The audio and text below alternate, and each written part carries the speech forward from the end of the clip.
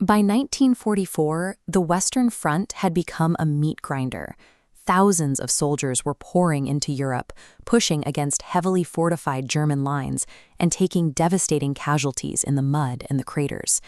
To survive the push across the continent, Allied commanders needed a way to advance without drawing anti-artillery fire.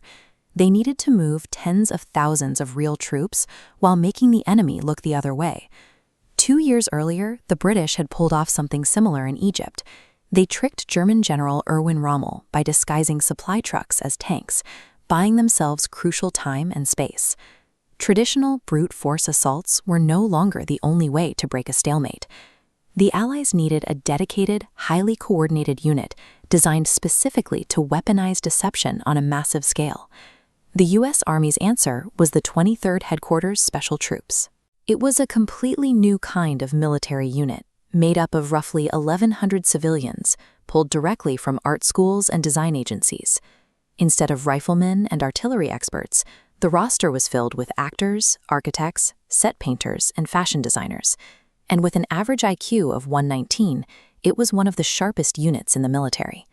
Their mission was highly dangerous. Operating directly on the front lines, they had to convince the Germans they were a massive armored force of up to 40,000 men. Their primary materials were rubber, wood, and chicken feathers. They carried sidearms, but they had no heavy armor. If German reconnaissance saw through the theatrical performance, this small group of artists would be exposed to immediate, overwhelming artillery fire. The first step in building this lie was visual. That job fell to the 603rd Camouflage Engineering Battalion. Their primary tool was a 93-pound inflatable tank. Under the cover of darkness, they would pump these up and arrange them in formations that perfectly mimicked real armored divisions. They purposefully used imperfect camouflage techniques, leaving corners exposed or draping nets loosely.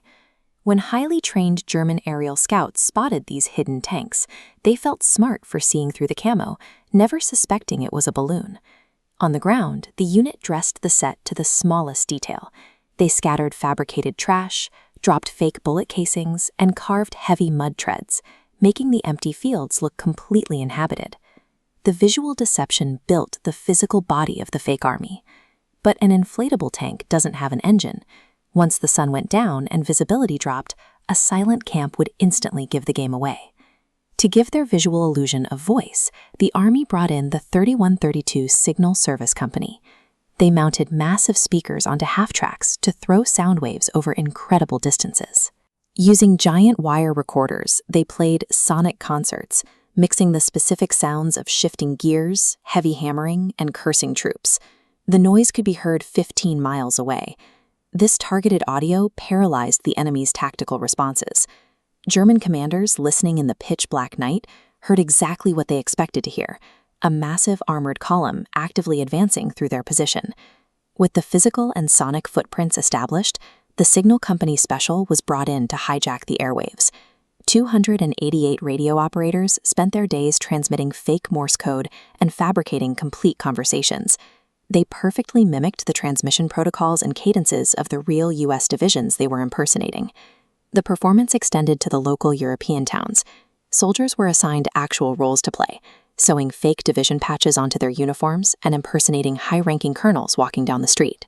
They intentionally sat in local bars and loudly complained about fake orders, leaking false troop movements to access informants in the room. The intercepted radio traffic and the barroom gossip created an airtight intelligence layer. German spies reported the exact same lies that the aerial scouts and frontline commanders were seeing and hearing. Everything culminated in March 1945 with Operation Viersen. It was the final mission of the war for the unit, requiring all 3 sensory layers to operate in perfect unison. The sheer scale was massive. They deployed more than 600 inflatable vehicles and blasted the specific grinding sounds of soldiers building pontoon boats to impersonate roughly 40,000 men. The misdirection worked. The German military committed their remaining forces to defend the wrong section of the Rhine River. This perfectly executed hoax fractured the German defensive line. While the enemy braced for an attack that never came, actual U.S. forces crossed the Rhine 10 miles away with almost no resistance. Operating so close to the fighting carried a cost. 3 men from the unit were killed, and dozens were wounded by artillery fire. But military estimates suggest their deceptions saved the lives of 15,000 to 30,000 Allied soldiers. The unit was so effective that the U.S. military realized they might need to use these tactics again. As soon as the war ended, the entire existence of the 23rd was classified top secret. The soldiers returned to civilian life and built incredible careers. Men like Bill Blass went on to become giants of the fashion industry, yet for decades they were legally forbidden from telling even their own families what they had done. The records remained locked away until 1996. It wasn't until 2022, more than 75 years after their final mission, that the surviving members were finally awarded the Congressional Gold Medal. In the middle of history's deadliest industrialized war, the Allied forces found one of their most effective tactical advantages in the weaponized imagination of artists.